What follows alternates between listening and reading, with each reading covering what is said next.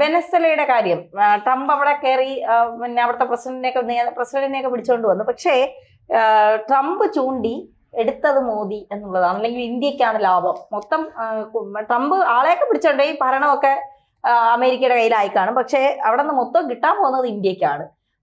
അതുപോലെ ഇനി പാകിസ്ഥാനിന്റെ കാര്യത്തിലും മോദി ചൂണ്ടിക്കാണിക്കും, ട്രംപ് പൊക്കും എന്നാണ് കേൾക്കുന്നത്. എന്താണ് യഥാർത്ഥത്തിൽ ഇത് രണ്ടും തമ്മിലുള്ള ബന്ധം?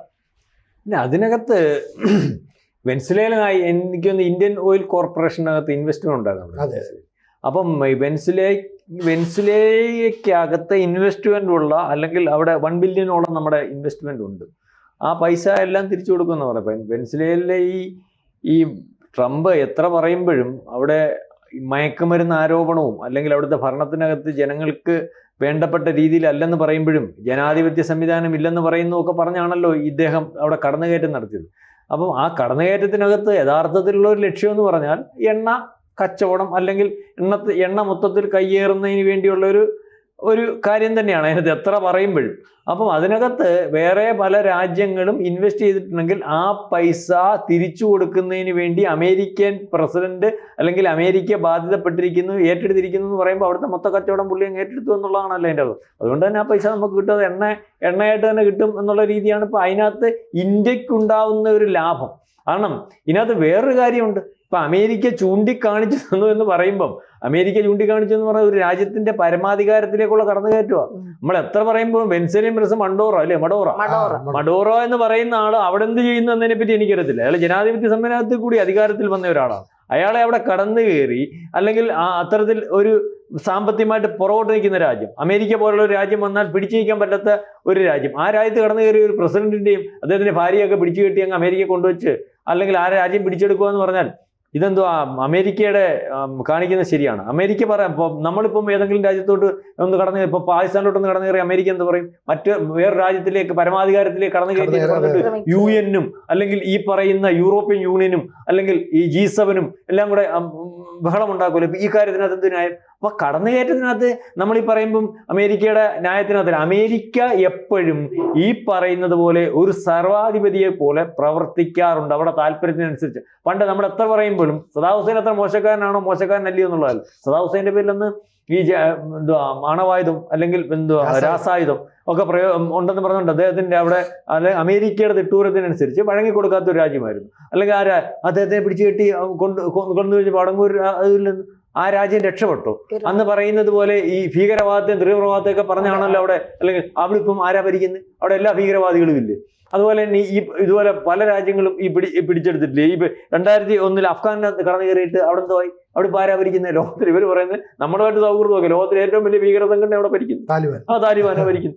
യുവമാരെ എവിടെ അടിച്ചോടിച്ചിട്ട്. അപ്പൊ ലോകത്ത് യുവമാരെ അതുപോലെ ഈ ലിബിയൻ കേണലെ ഗദ്ദാഫി എന്നുകൊണ്ട് അവിടെ എന്ത് കാര്യമെല്ലാം ഉണ്ട്. അതുപോലെ ഇപ്പം സിറിയയില് ഇപ്പം ഏറ്റവും വലിയൊരു ഭീകര ഓടിച്ചു.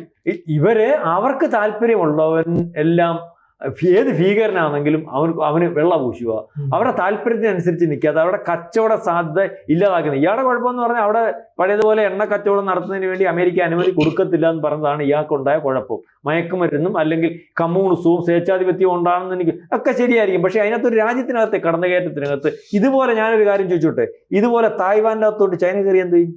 ചൈന അങ്ങോട്ട് കയറി, ചൈനയ്ക്കുള്ള കരുത്തുണ്ടല്ലോ, റഷ്യയും കൂടുണ്ട്.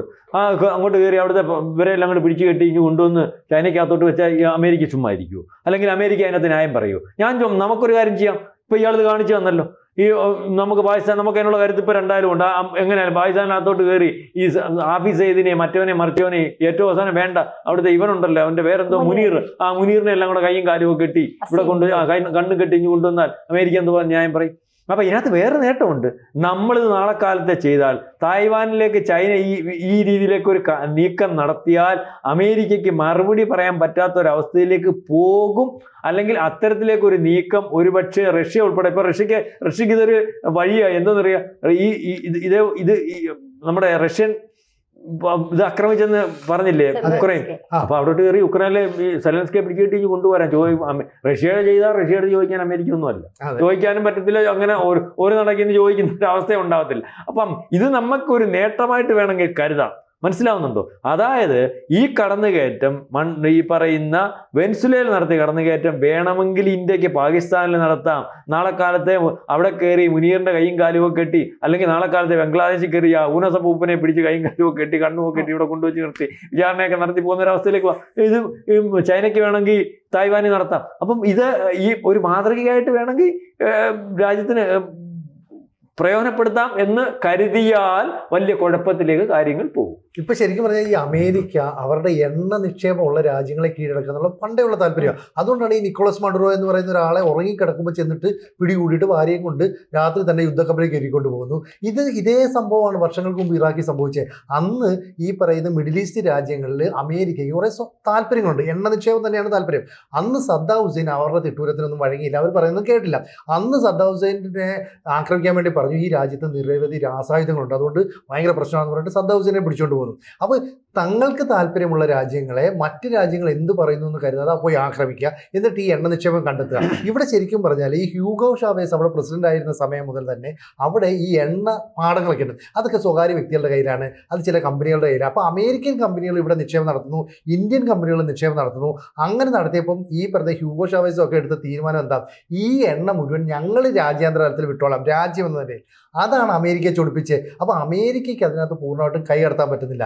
ഇവിടെ ഈ പറയുന്ന മഡുറോയി ഇതേ നിലപാട് സ്വീകരിച്ചപ്പോൾ കുറേ കാലമായിട്ട് പറയാണ് നിങ്ങൾ മയക്കുമരുന്ന് കടത്തുന്നുണ്ട്, ഈ മയക്കുമരുന്ന് അമേരിക്കയെ വിൽക്കുന്നു, അതുകൊണ്ട് ഞങ്ങൾ നിങ്ങളെ കയറി ആക്രമിക്കും. അപ്പോൾ ലാറ്റിൻ അമേരിക്കൻ രാജ്യങ്ങളെ കയറി ആക്രമിച്ചാൽ സ്വാഭാവികമായിട്ട് എതിർക്കാൻ റഷ്യ വരുമെന്ന കരുതിയത്. പക്ഷേ റഷ്യ ഉക്രൈനുമായിട്ട് എൻഗേജ്ഡ് ആയിട്ട് നിൽക്കുന്നതുകൊണ്ട് ഇവിടെ റഷ്യ വരുന്നില്ല.